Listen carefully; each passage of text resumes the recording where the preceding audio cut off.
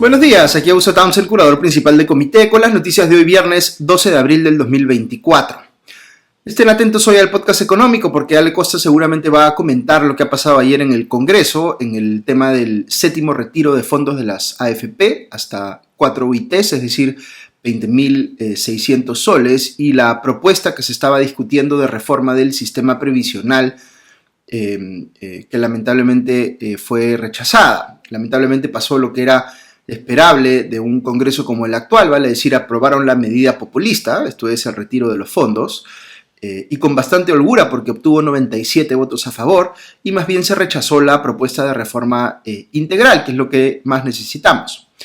¿Cuál es el mensaje que manda con esto el Congreso peruano? Pues que no importa que el sistema previsional funcione mejor o que corrija aquello en lo que indudablemente podría mejorar, sino que basta mirarlo como una opción para que los congresistas hagan una vez más populismo, que puede ser bien recibido por sus efectos inmediatos, pero que en el mediano y largo plazo nos pone pues en una situación mucho peor en lo que respecta a tener una política pública que asegure de verdad una jubilación digna para las personas. Porque podemos seguir pateando y pateando el problema, pero eso no significa que mágicamente vayan a aparecer los recursos para financiar la jubilación de los peruanos. La solución a un sistema defectuoso no puede ser la destrucción de lo que hay sin que los políticos tengan pues la menor idea de con qué lo van a reemplazar y si va a ser mejor o peor. Esto, pensar en el largo plazo y actuar responsablemente, es algo que no se le puede pedir lamentablemente al actual Congreso, ni tampoco al anterior, hay que decir, donde había una clara mayoría de un partido de Fuerza Popular en este caso, y teniendo todas las posibilidades de hacer una reforma estructural en el sector previsional, pero también en varios otros más, decidieron no hacer nada relevante. Por otro lado, aquí hay que reflexionar, me parece, sobre un aspecto que es bien importante y que está en el trasfondo de las cosas, aunque no se reconozca como tal. Hay cosas que los ciudadanos no nos va a gustar hacer, pero que tenemos que hacer. Una es pagar impuestos, otra es ahorrar para nuestra vejez. Pero cuando uno tiene una obligación de este tipo, porque pagar impuestos es compulsivo y los sistemas previsionales están basados en el ahorro obligatorio, sea que lo haga uno directamente o se financie esto a través de impuestos, es absolutamente fundamental que se entienda cuál es el valor que uno recibe a cambio y que legitima ese aporte forzoso. Debido precisamente a que muchísima gente no encuentra suficiente valor en lo que le entrega el Estado a cambio de sus impuestos, es que existen tantas personas y tantas empresas que prefieren operar en la informalidad. No se trata solo de decirle a la gente, estás obligada a pagar impuestos y ya. El Estado tiene que hacer un esfuerzo real de convencer a los ciudadanos de que les está generando valor a ellos o a quienes menos tienen, como parte de la lógica, redistributiva de la política pública, con esos impuestos, de forma tal que se justifica ese aporte forzoso. Con respecto al sistema previsional, cabe hacer una reflexión similar. Yo estoy 100% de acuerdo con que exista, en una medida razonable, ahorro forzoso para sustentar un sistema de pensiones en el país. Discrepo en ese sentido con algunos amigos míos que son más libertarios que liberales y que creen que la mera existencia de un sistema previsional es de por sí una medida paternalista y confiscatoria y que cada quien debería velar por su propia jubilación como mejor le parezca. Yo creo que es abundante y muy convincente la literatura académica en materia de economía conductual, en cuanto muestra cómo nuestros sesgos cognitivos, por ejemplo, nuestra tendencia a enfocarnos demasiado en el presente y muy poco en el largo plazo, lo que se conoce en términos técnicos como descuento hiperbólico, hacen que las personas no ahorremos lo suficiente para la vejez, aunque sepamos que es necesario. Por eso, sí se justifica, en mi opinión, que desde la política pública se establezca algún tipo de esquema de ahorro obligatorio para efectos previsionales, que puede ser privado, como las AFPs, público, como la ONP, o lo que yo creo que sería lo ideal, una integración de ambos, es decir, un sistema con un componente público y un componente privado que conversan entre sí. Pero ese sistema descansa sobre una premisa que es el ahorro obligatorio, porque no puede ser de otra manera, si no, simplemente no habría sistema. Ahora, dicho esto, si vamos a obligar a la gente a ahorrar previsionalmente o le vamos a cobrar más impuestos para así financiar sus pensiones, que para estos efectos es lo mismo, igual están haciendo un aporte forzoso, solo que de distinta manera, tiene uno que estar en condiciones de evidenciar tangiblemente cuál es el valor que retorna a uno de ese esquema de ahorro forzoso previsional. porque no se puede negar aquí que uno está haciendo un sacrificio. Si me van a quitar un poco más de la 10ª parte de mi sueldo por mes y yo siento que tengo urgencias hoy mismo que podría cubrir con ese dinero que me están quitando, pues tendría que tener absolutamente claro que ese sacrificio que me están obligando a hacer me va a revertir con creces en el futuro. Y esa es la parte que no se llega a entender o que no se ha explicado o no se ha transmitido bien a muchísima gente que hoy está en el sistema privado de pensiones, por ejemplo, digamos, son una minoría en el país porque debido a la baja productividad de la economía peruana y a la intermitencia de muchos de sus trabajos, a esas mismas personas que ya están en el sistema les va a ocurrir que incluso habiendo hecho algunos aportes previsionales no van a llegar a tener un ahorro suficiente como para tener una pensión de jubilación relevante. En este grupo puede haber gente que sí entiende la importancia del ahorro previsional obligatorio, pero aún así cree que en su caso particular el sistema no va a entregarle los resultados deseados. Y luego están por supuesto quienes están fuera del sistema, que son la gran mayoría de peruanos, que válidamente pueden estar pensando este sistema claramente no se hizo para mí, se hizo para la PEA formal, si acaso. Todas estas cosas que les estoy diciendo, que tienen que ver con el funcionamiento y con la legitimidad del sistema previsional, son problemas que se solucionan con reformas, con cambios al sistema que aseguren pues pensiones básicas, universales, pensiones mínimas, integración del componente público con el privado, mayor competencia en la parte privada, etc. Todos son cambios que le tocaría hacer al Congreso si realmente quisiera que el Perú tenga un sistema previsional que funcione bien. Pero en vez de hacer eso, lo único que le interesa al Congreso es hacer demagogia y por tanto, en vez de arreglar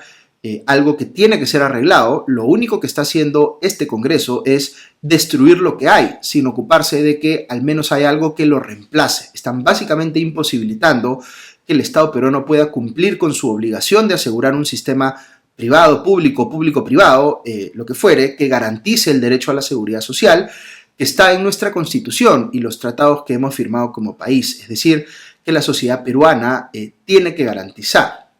El Congreso, al negarse a aprobar una reforma profunda que mejore el estado actual de las cosas y tomando a la vez otras medidas que destruyen lo que tenemos, como los retiros que se están aprobando, ya vamos por el 7º, ¿no es cierto?, está imposibilitando que en el Perú exista y se haga valer pues, el derecho a la seguridad social y a una vejez digna para los peruanos. Una vez más, irresponsables hasta la médula. Ok, paso a otras noticias del frente político. El gobierno de Estados Unidos ordenó deportar al Perú a Alejandro Sánchez, quien, en caso se hayan olvidado de este personaje, es el amigo de Pedro Castillo, que era dueño de la famosa casa del pasaje de Zarratea en Breña, donde Castillo despachaba fuera de Palacio de Gobierno y se sospecha que se coordinaba la comisión de presuntos delitos como colusión agravada, tráfico de influencias y pertenencia a una organización criminal, con el llamado gabinete en la sombra de Pedro Castillo.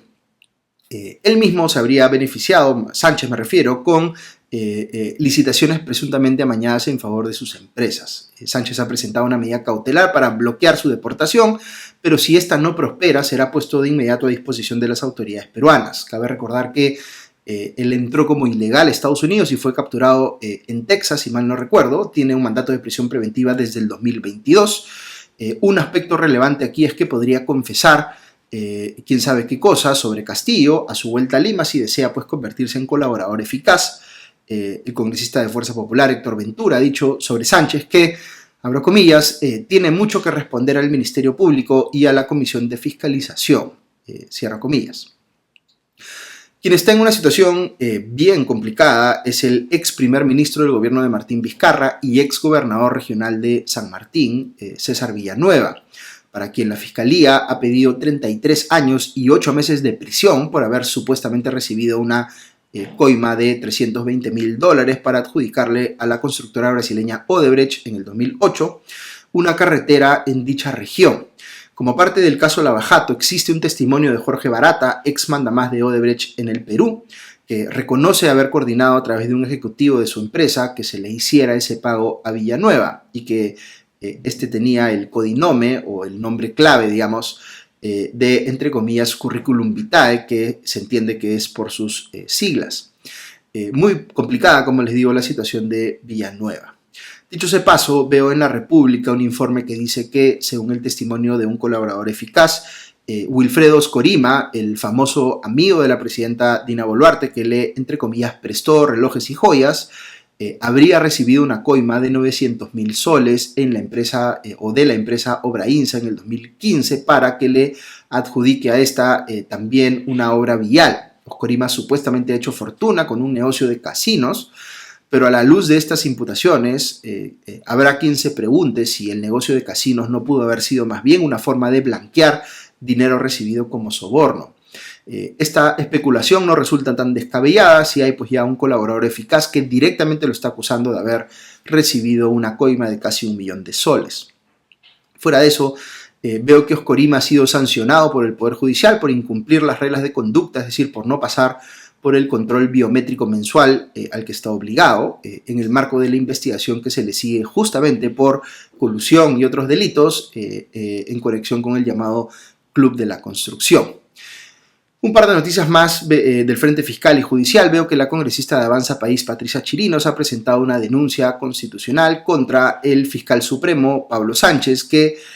pide inhabilitarlo por 10 años por infracciones a la Constitución y le atribuye los delitos de abuso de autoridad, tráfico de influencias y obstrucción a la justicia. Esta denuncia está relacionada con lo dicho por el ex asesor de la Fiscalía de la Nación, Jaime Villanueva, sobre supuestos favores o intervenciones que habría hecho Sánchez en favor de